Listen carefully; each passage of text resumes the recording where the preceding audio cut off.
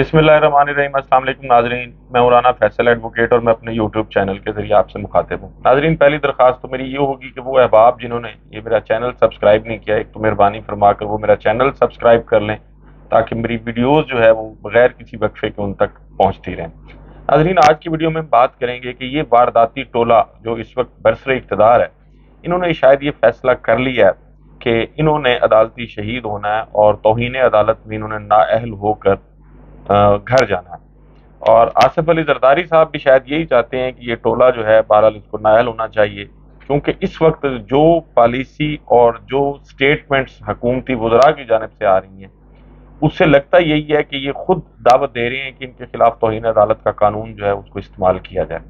नाजरीन, आज कौमी असम्बली में इजलास था। उस इजलास में पाकिस्तान के जो इस वक्त हमारे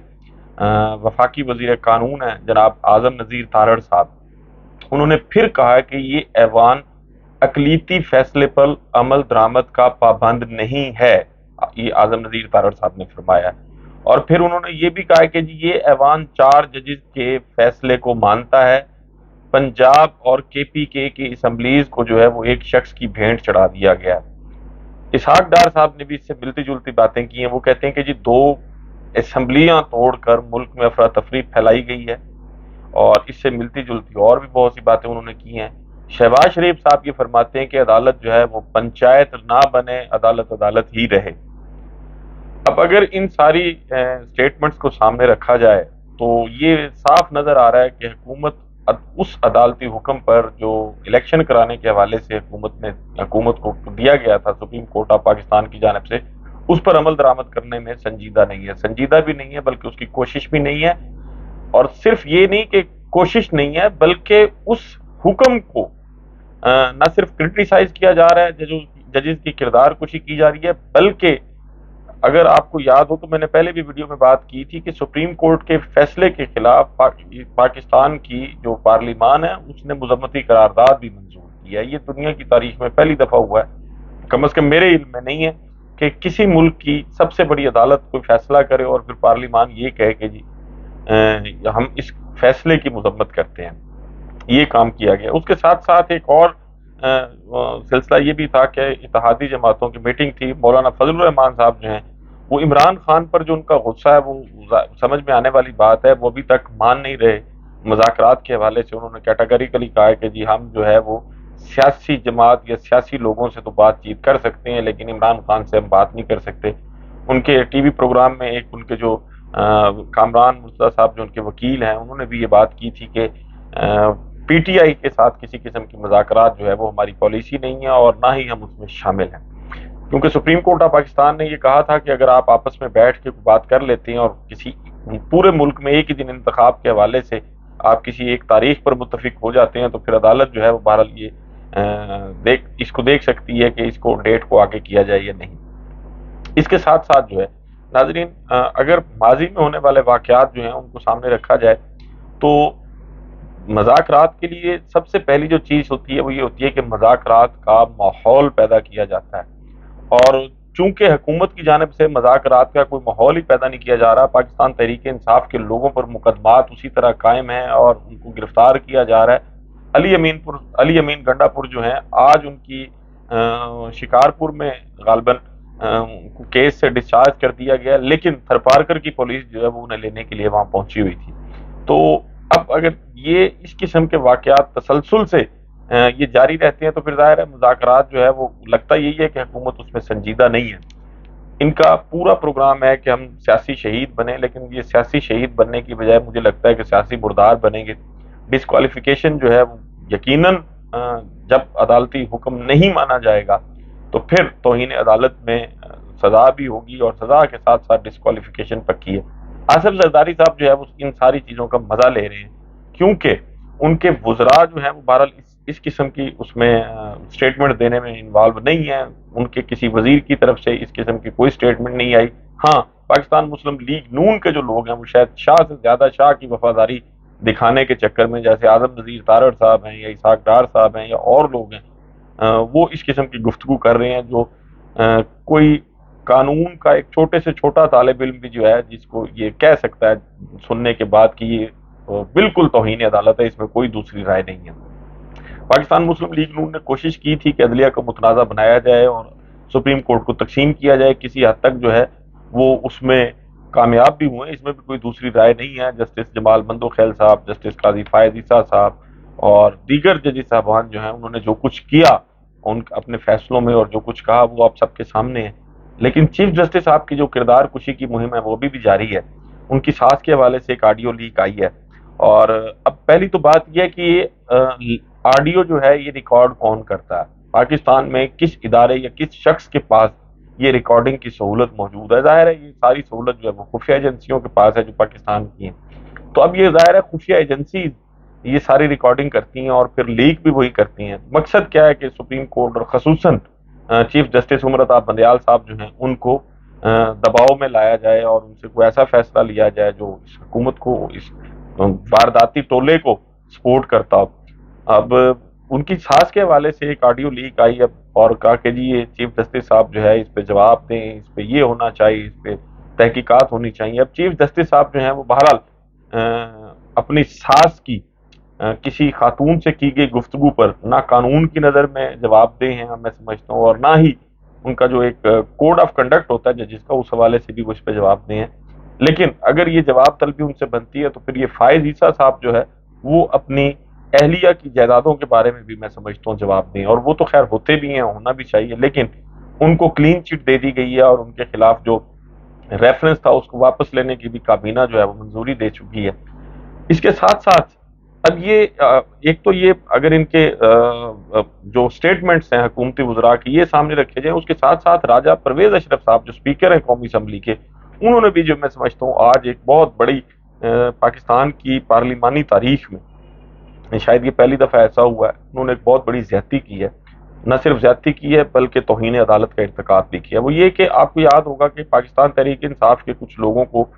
ڈی نوٹیفائی کیا گیا تھا ان کے استعفے منظور کر کے، تو پھر عدالت نے وہ ان کو ڈی نوٹیفائی کرنے کا جو نوٹیفیکیشن تھا اس کو سسپینڈ کیا تھا، تو آئینی اور قانونی طور پر وہ ارکان جو ہیں اس وقت بھی پاکستان کی قومی اسمبلی کے ممبر ہیں۔ آج جب قومی اسمبلی کا اجلاس تھا تو وہ پاکستان تحریک انصاف سے تعلق رکھنے والے اراکین جو ہیں وہ قومی اسمبلی پہنچے تو پھر انہیں گیٹ پر روک دیا گیا پولیس کی جانب سے۔ انہوں نے جب احتجاج کیا تو پولیس نے کہا کہ جی ہمیں اسپیکر قومی اسمبلی کا حکم ہے کہ آپ کو اندر داخل نہیں ہونے دینا۔ اب ایک ایم این اے کو قومی اسمبلی میں جانے سے روکنے کا حکم جو ہے ایک تو ویسے غیر اخلاقی ہے، اس کے ساتھ ساتھ نہ صرف غیر قانونی ہے بلکہ یہ عدالتی حکم کی توہین بھی ہے، اور صرف عدالتی حکم کی توہین نہیں ہے، وہ اراکین جن کو آج قومی اسمبلی کے گیٹ پر روکا گیا اور وہ جن حلقوں سے منتخب ہو کر آئے تھے، یہ ان حلقوں کے عوام کی بھی توہین کی گئی ہے کہ ان کے منتخب نمائندوں کو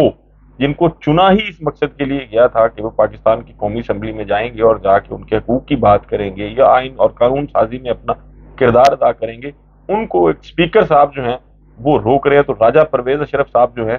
انہوں نے بھی، بلکہ انہوں نے تو اس حوالے سے پہلے بھی جب ان سے بات کی گئی تھی کہ اگر آپ ان کو وہ نہیں کریں گے تو آپ کے خلاف توہین عدالت ہو سکتی ہے، تو انہوں نے کہا تھا کہ کس میں جرت ہے میرے خلاف توہین عدالت کرنے کی۔ تو یہ بڑا تکبر تھا اس وقت ان کے لہجے میں۔ اللہ تعالیٰ انہیں، میں سمجھتا ہوں ان کے لیے دعا کرنی چاہیے کہ اللہ تعالیٰ ان کو عقل سلیم عطا کرے اور وہ اس قسم کی جو وہ پریکٹس جو بظاہر قانون کی اور اس کی نظر میں غیر اخلاقی بھی ہے، غیر قانونی بھی ہے، اس سے باز رہیں۔ تو یہاں تک تو یہ تھا سلسلہ، لیکن کل جو ہے وہ ایک چونکہ بڑا اہم کیس زیر سماعت ہے یہ الیکشن کے حوالے سے۔ پہلے خبر یہ آئی تھی کہ وہ جو چیف جسٹس صاحب ہیں وہ ناسازی طبیعت کی وجہ سے ان کا بینچ جو ہے وہ ڈی لسٹ ہو گیا تھا، ان کے کیسز جو لگے ہوئے تھے، لیکن اب یہ کنفرم ہو گیا کہ جی کل پاکستان میں ایک ہی دن انتخابات ہونے کے حوالے سے جو کیس زیر سماعت ہے کل اس کی 11:30 بجے سماعت ہوگی۔ ناظرین اس میں بھی کوئی دوسری رائے نہیں ہے کہ وہ کیس کو بہت زیادہ مشکل کیس نہیں ہے، پاکستان کا آئین یہ کہتا ہے کہ 90 دن کے اندر الیکشن ہوں گے، اور اگر وہ نہیں ہو رہے سپریم کورٹ اور ہائی کورٹ کے احکامات کے اور آرڈرز کے باوجود، تو وہ لوگ جو اس الیکشن کی راہ میں رکاوٹ ہیں وہ پھر تمام تر لوگ جو ہے وہ بہرحال قانون کے شکنجے میں آئیں گے اور قانون کے کٹہرے میں آئیں گے اور ان کو اس کا جواب بھی دینا پڑے گا۔ حکومت پنجاب تو ظاہر ہے اس وقت اس کی بھی ایک جو آئینی اور قانونی حیثیت ہے اس کیئر ٹیکر سیٹ اپ کی، اس پہ بھی بہرحال ایک سوالیہ نشان موجود ہے. لیکن وفاق میں جو کچھ یہ وارداتی ٹولہ کر رہا ہے، پیسے جاری کرنے کا کہا گیا، پیسے جاری نہیں کیے گئے. وزارت دفاع جو ہے اس نے کہا کہ جی ہمارے پاس فورسز اویلیبل نہیں ہیں. تو یہ ایک ایسے مذاق ہو رہے ہیں اس ملک میں جو شاید پاکستان میں آج تک ہوئے نہیں تھے. پہلے الیکشن کمیشن بھاگتا رہا کہ جی ہم الیکشن نہیں کرا سکتے، اس سے پہلے ان کی یہ بھی سٹیٹمنٹ تھی کہ جی ہم 2022 اکتوبر میں الیکشن بھی کروا سکتے ہیں. تو اب الیکشن کمیشن بھاگ گیا کہ جی ہم الیکشن نہیں کرا سکتے، لیکن پھر انہوں نے کہا کہ جی الیکشن کرا دیں گے اگر پیسے دے دیے جائیں. لیکن اس پیسوں والی بات کے بعد پھر اب وہ ریویو پیٹیشن بھی شاید آج ان کی طرف سے فائل ہو جائے یا ہو جائے گی ایک دو دن میں، کیونکہ یہ بھی خبر تھی کہ یہ جو 4 اپریل کا فیصلہ تھا 14 مئی کو انتخابات کے حوالے سے، اس کے حوالے سے بھی الیکشن کمیشن آف پاکستان جو ہے وہ ریویو فائل کر رہا ہے کہ جی اس فیصلے پہ نظر ثانی ہونی چاہیے. تو الیکشن کمیشن اپنی بنیادی ڈیوٹی جو ہے اس سے بھاگ رہا ہے. وزارت دفاع جو ہے اب کل چونکہ ایک ہمارے جو D G I S P R ہیں ان کی طرف سے ایک کل پریس کانفرنس کی گئی تھی اور اس میں بہت ساری باتیں کی گئی تھی. ایک تو بات یہ تھی کہ جی ہم غیر سیاسی ہیں اور سیاستدانوں کو چاہیے کہ فوج کے غیر سیاسی ہونے کی سوچ کو جو ہے وہ پروان چڑھایا جائے. انڈیا کے حوالے سے بھی بات کی کہ جی اگر کوئی جارحیت کی گئی تو ہم منہ توڑ جواب دیں گے. اور یہ بھی کہا گیا کہ ہم دشمن ملک کے اندر جا کے بھی جو ہے ان کو سبق سکھا سکتے ہیں. اس حوالے سے بات کی گئی. اب ایک طرف جو ہے وہ یہ کہا جاتا ہے کہ جی ملک کے چپے چپے کا دفاع کرنے کی صلاحیت رکھتے ہیں، لیکن جب ان سے یہ کہا جاتا ہے کہ جی آپ آئیں اور آ کے الیکشن کروائیں تو وہ کہتے ہیں کہ جی ہم اویلیبل نہیں ہیں. تو یہ ساری باتیں یہ ظاہر کرتی ہیں کہ پاکستان میں وہ لوگ جو یہ کہتے ہیں کہ جی ہم غیر سیاسی ہیں وہ قطعاً غیر سیاسی نہیں ہیں. صرف یہ میں نہیں کہہ رہا، ان کی اس بات پہ جو ہے وہ کوئی بھی یقین نہیں کرتا کہ یہ غیر سیاسی ہیں. وہ جیسے کہتے ہیں نا کہ جی پہلوان کو منہ سے بتانا نہیں پڑتا کہ میں پہلوان ہوں، اس کی صحت اور اس کے چہرے کی سرخی بتا دیتی ہے کہ وہ پہلوان ہے. اسی طرح جب کسی ادارے کو آ کے یہ کہنا پڑے کہ جی ہم غیر سیاسی ہیں، ہمارا سیاست سے کوئی لینا دینا نہیں ہے، تو پھر اس کا مطلب ایک ہی ہوتا ہے کہ جی ہم سیاسی ہیں اور ہمارا سیاست میں رول رہے گا. کوئی مانے نہ مانے یہ ایک علیحدہ بات ہے. اور پھر ایک اور بات بھی ہے کہ جی آپ کو یہ بار بار وضاحت دینے کی ضرورت کیوں پیش آتی ہے. اس وقت جو پی ڈی ایم کے اس وارداتی ٹولے کا موقف ہے، پاکستان کے قانون نافذ کرنے والے اور جو سیکیورٹی فورسز ہیں ان کا بھی وہی موقف ہے، الیکشن کمیشن کا بھی وہی موقف ہے. تو پھر جب ان میں اتنی مماثلت موجود ہے ان کے موقف میں، تو پھر یہ کیسے مانا جا سکتا ہے کہ یہ سیاسی معاملات میں آپ کی مداخلت نہیں ہے. اللہ کرے کہ ایسا ہی ہو، سیاسی معاملات میں آپ کی مداخلت نہ ہو، لیکن لگتا نہیں ہے کہ سیاسی معاملات میں آپ کی مداخلت جو ہے وہ نہیں ہوگی. چیف جسٹس صاحب جو ہے وہ کل چونکہ بڑا اہم کیس زیر سماعت ہے، تو لگتا یہی ہے کہ جو یہ پی ڈی ایم کا وارداتی ٹولہ ہے یہ شاید توہین عدالت میں گھر جائے گا جلد یا بدیر. میں یہ سمجھتا ہوں کہ سپریم کورٹ آف پاکستان کا بھی یہ امتحان ہے. چیف جسٹس جو ہے عمر عطا بندیال صاحب اگر اپنے فیصلوں پہ عمل درآمد نہیں کرا سکتے تو پھر بہتر یہی ہے ان کے لیے کہ وہ بھی گھر چلے جائیں. ہاں اگر گھر نہیں جاتے تو پھر بہرحال اپنے فیصلوں پہ عمل درآمد کرانا چاہیے. ناظرین، کل سپریم کورٹ میں کیا ہوتا ہے اس کے لیے انتظار کرنا پڑے گا، اور آپ کو اس جو آئینی اور یہ جو قانونی معاملات زیر سماعت ہیں اس پر کل کی ویڈیو میں آپ سے بات کریں گے. تب تک اپنا اور ارد گرد کے لوگوں کا بہت خیال رکھیے گا. اللہ حافظ.